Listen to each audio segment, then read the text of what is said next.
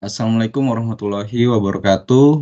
Shalom, Om Swastiastu, Namo Buddhaya, salam kebajikan buat kita semuanya.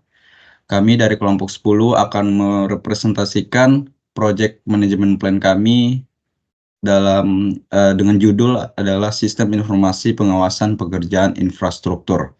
Anggota kelompok kami ada saya sendiri, Arya Dulfitri Asari, ada Haigia Saveria, Gloria Florin Maitimu, Muhammad Ilham Naufal, dan Faiza.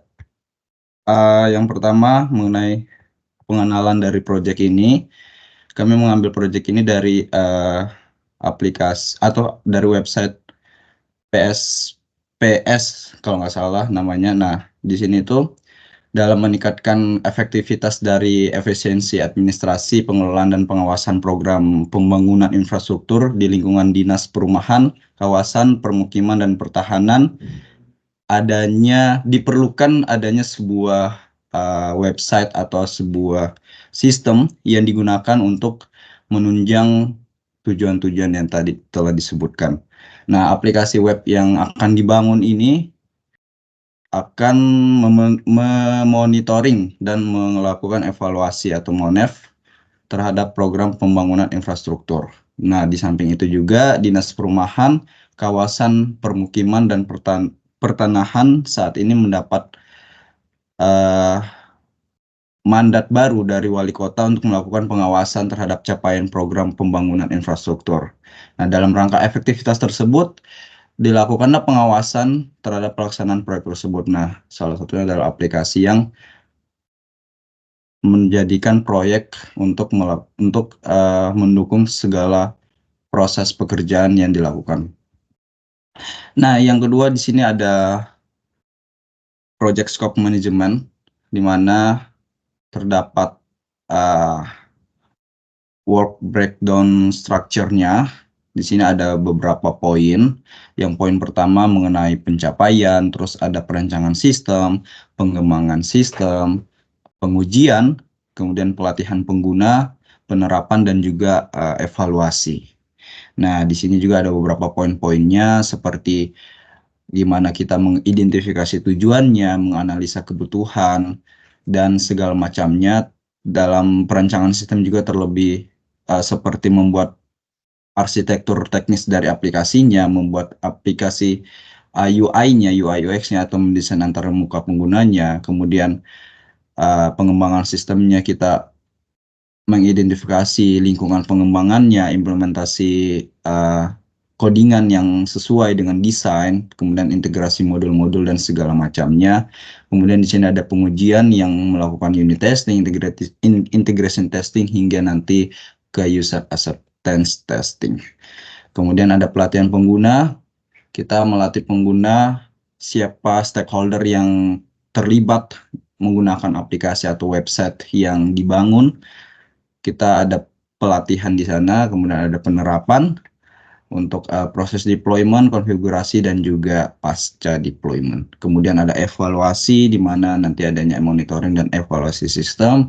Jikalau ada feedback dan juga ada masukan atau masukan dari pengguna, kita bisa melakukan update secara berkala dan melakukan maintenance secara berkala. Mungkin detailnya ada di link yang telah dilampirkan.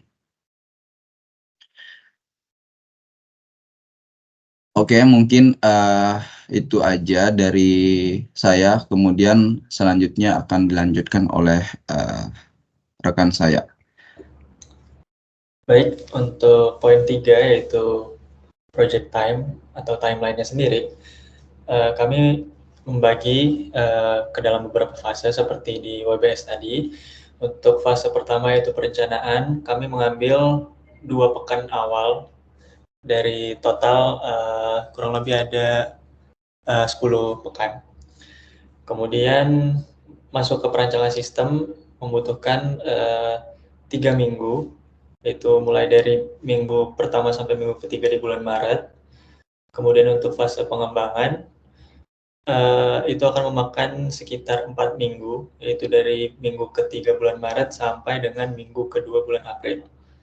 Kemudian bawah lagi, lanjut. Untuk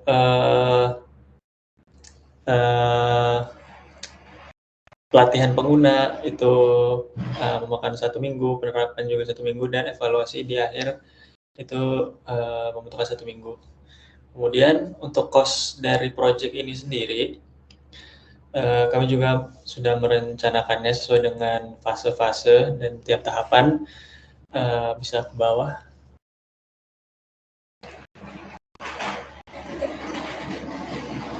Nah, untuk totalnya itu ada 236 juta. Itu sama dengan anggaran yang ditetapkan di dalam website LPSE. Selanjutnya akan dijelaskan oleh Higgy Saveria.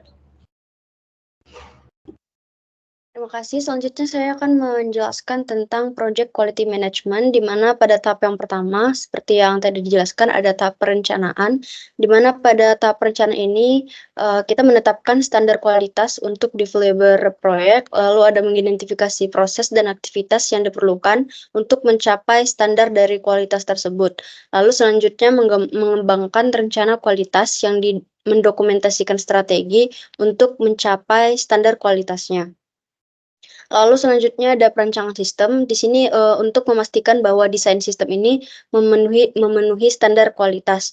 Lalu melakukan juga review desain sistem dan juga mendokumentasikan desain sistem secara lengkap dan juga akurat.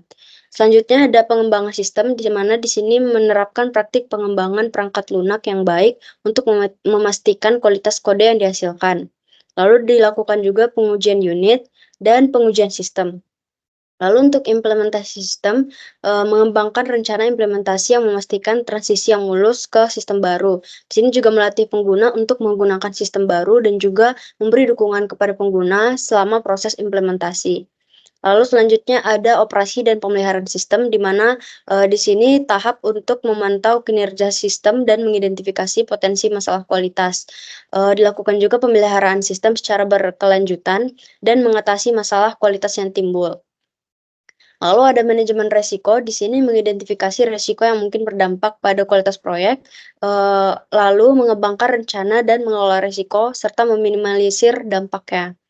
Lalu ada manajemen kualitas, di sini melakukan audit kualitas secara berkala untuk memastikan bahwa proyek tersebut memenuhi standar kualitas, lalu mengatasi masalah kualitas yang timbul, serta melaporkan kemajuan-kemajuan kualitas kepada stakeholder. Lalu ada tahap dokumentasi, di mana pada tahap ini mendokumentasikan semua proses dan aktivitas PQM yang dilakukan selama proyek, dan juga menyimpan catatan ataupun bukti-bukti yang menunjukkan bahwa proyek telah memenuhi standar kualitas.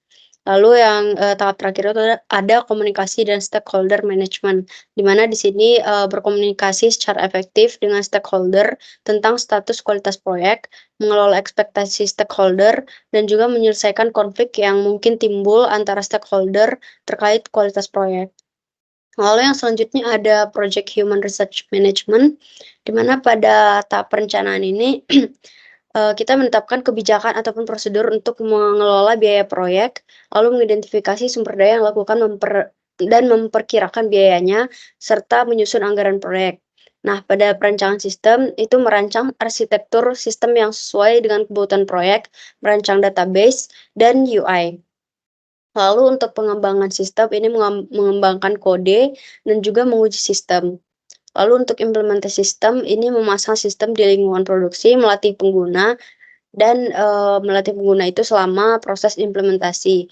Untuk operasi dan pemeliharaan sistem, ini mengoperasikan dan memelihara sistem secara berkelanjutan, dan melakukan update dan juga upgrade secara berkala. Untuk manajemen resiko, ini mengidentifikasi resiko yang mungkin terjadi, dan juga mengembangkan rencana yang mengelola resiko. Untuk manajemen kualitas, di sini memastikan bahwa proyek memenuhi standar kualitas dan mengatasi masalah-masalah yang timbul. Untuk dokumentasi juga mendokumentasikan semua aspek proyek, termasuk dari sistem, desain sistem, kode program, dan rencana pengujian. Lalu memastikan bahwa dokumentasi lengkap, akurat, dan up to date. Lalu komunikasi dengan stakeholder ini yang secara efektif dan juga dapat mengelola ekspektasi dari stakeholder dan menyelesaikan konflik. Lalu di sini ada untuk human research-nya, untuk perencanaan ini kita membutuhkan project manager, engineer, analis, planner, dan scheduler ini untuk satu orang, lalu untuk perencanaan sistemnya ini ada arsitek sistem, database, dan UI UX itu masing-masing 1 orang, dan pengembangan untuk programmer dan tester masing-masing 2 orang. Lalu untuk implementasi sistem ada project manager dan trainer itu 1 orang, dan sistem implementer itu 2 orang.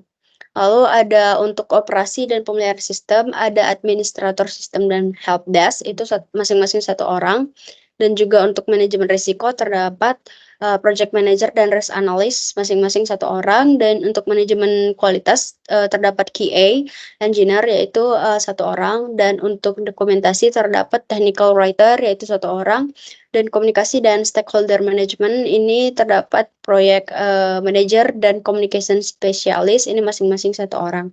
Selanjutnya akan dijelaskan oleh Gloria. Baik, selanjutnya itu project communication management, di mana komunikasi dalam tim akan dilakukan melalui platform kolaborasi online seperti Microsoft Teams dengan kontak personil. Pertama ada executive sponsor, di mana executive sponsornya itu adalah Dinas Perumahan, Kawasan Permukiman, dan Pertanahan yang dilakukan setiap 2 minggu sekali. Pertemuan diadakan tatap muka atau panggilan konferensi atau email sesuai kebutuhan. Selanjutnya ada project team member, di mana itu merupakan semua anggota tim yang dilakukan pertemuan tim projectnya diadakan setiap minggu. Kemudian pertemuan tatap muka atau panggilan konferensi serta penggunaan alat kolaborasi online seperti Microsoft Teams untuk berkomunikasi sehari-hari. Yang ketiga yaitu ada stakeholders, di mana stakeholdersnya ini adalah hal ini STMT yang komunikasinya dijadwalkan setiap sebulan sekali atau lebih sering jika diperlukan. Pertemuan ini merupakan tatap muka atau panggilan konferensi serta email untuk mengirim informasi tertulis. Selanjutnya yaitu ada project risk management, di mana project risk ini terdapat risk register yang merupakan daftar potensi risiko proyek, termasuk risiko teknis, risiko keterlambatan, risiko anggaran, dan juga risiko lainnya yang mungkin terjadi mempengaruhi proyek, di mana nama-nama risikonya list dari risiko proyek tersebut. Yang pertama itu mungkin ada keterlambatan proyek dengan kemungkinan terjadinya sedang, kemudian dampak yang ditimbulkan yaitu gagalnya penyelesaian proyek sistem informasi pengawasan pekerjaan infrastruktur atau CP tepat waktu, kemudian berpotensi menghambat pengawasan pekerjaan infrastruktur dan pencapaian target pembangunan, di mana pengendaliannya dapat dikendalikan dengan menyusun perencanaan proyek yang matang dan rinci, kemudian mempertimbangkan seluruh aspek dan potensi kendala, melakukan monitoring dan evaluasi proyek secara berkala untuk mengidentifikasi potensi keterlambatan dan mengambil langkah korektif sedini mungkin. Selanjutnya ada membangun komunikasi yang efektif antar semua pihak yang terlibat dalam proyek untuk memastikan kelancaran pelaksanaan dan penyelesaian waktu. Selanjutnya yaitu ada melebihi anggaran, di mana tingkat kemungkinan terjadinya itu sedang, dampaknya itu terjadinya pembengkakan biaya proyek CP, berpotensi mengganggu program lain dan berakibat pada inefisiensi anggaran.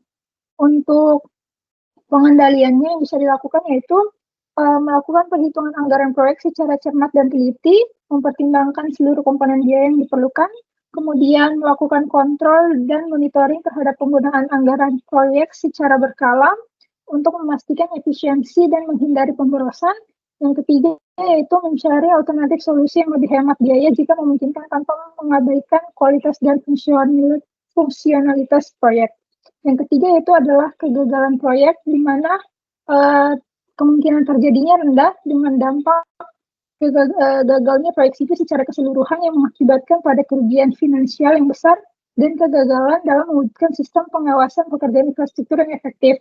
Sehingga pengendalian yang bisa dilakukan yaitu yang pertama melakukan studi kelayakan yang menyeluruh sebelum memulai proyek untuk memastikan kelayakan dan viabilitas proyek, kemudian memilih vendor atau developer yang kompeten, dan yang ketiga yaitu menerapkan manajemen risiko yang efektif untuk mengidentifikasi, menilai, dan mengendalikan potensi risiko yang bisa menghambat proyek tersebut.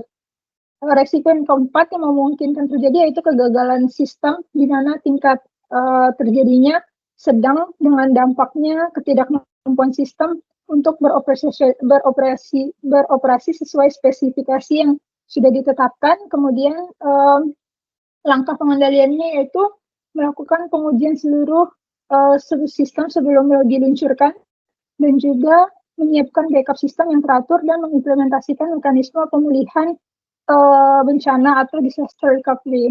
Selanjutnya itu kinerja sistem, di mana untuk kemungkinan terjadinya yaitu tinggi, dan dampak yang diinginkan adalah sistem yang lambat atau tidak responsif. Dengan pengendaliannya yaitu mengoptimalkan kode program dan melakukan pemantauan kinerja secara rutin, menyediakan infrastruktur yang memadai seperti server yang cepat dan bandwidth yang cukup.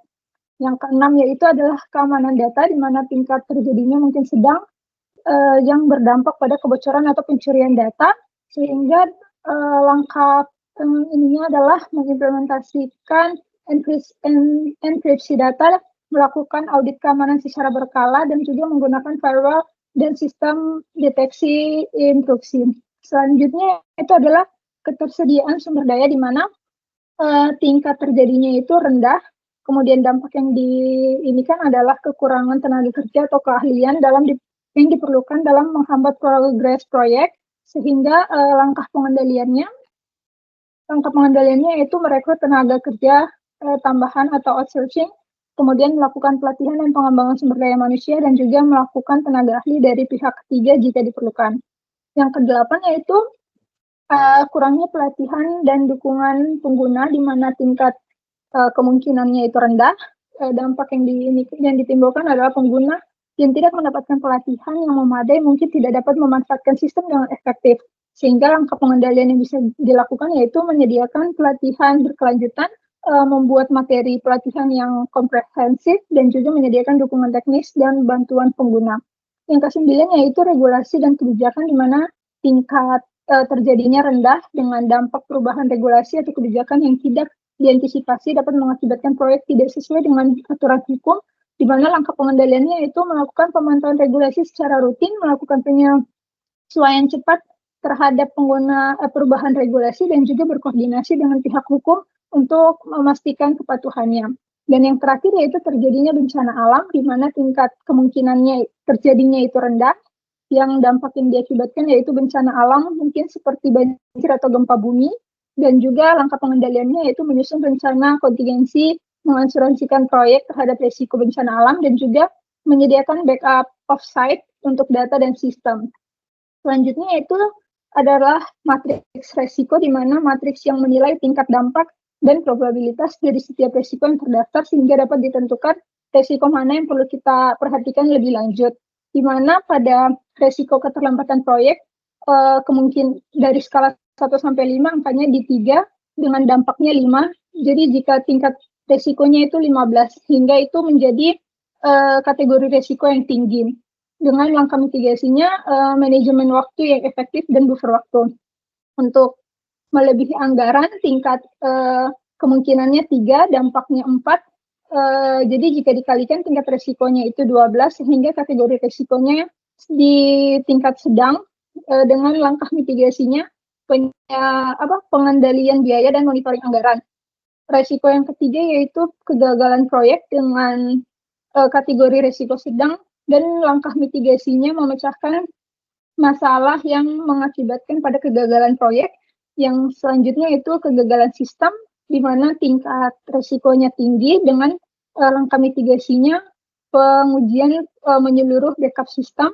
Kemudian ada kinerja sistem dengan tingkat risiko yang tinggi, dan langkah mitigasinya optimasi kode pemantauan kinerja. Kemudian risiko keamanan data dengan tingkat risikonya sedang, dan langkah mitigasinya enkripsi data, audit keamanan rutin. Selanjutnya ada ketersediaan sumber daya yang dampak risikonya itu sedang, dengan langkah mitigasi rekrutmen tambahan atau outsourcing. Dan selanjutnya yaitu kurangnya pelatihan, dengan tingkat risiko yang sedang, langkah mitigasinya adalah pelatihan berkelanjutan, dan juga adanya dukungan pengguna. Yang ke-9 yaitu regulasi dan kebijakan, di mana ini tingkat risikonya rendah, dengan pemantauan regulasi dan penyesuaian cepat. Dan yang terakhir yaitu terjadinya bencana alam dengan resikonya rendah dan langkah mitigasinya adalah rencana kontingensi asuransi dan juga asuransi proyek.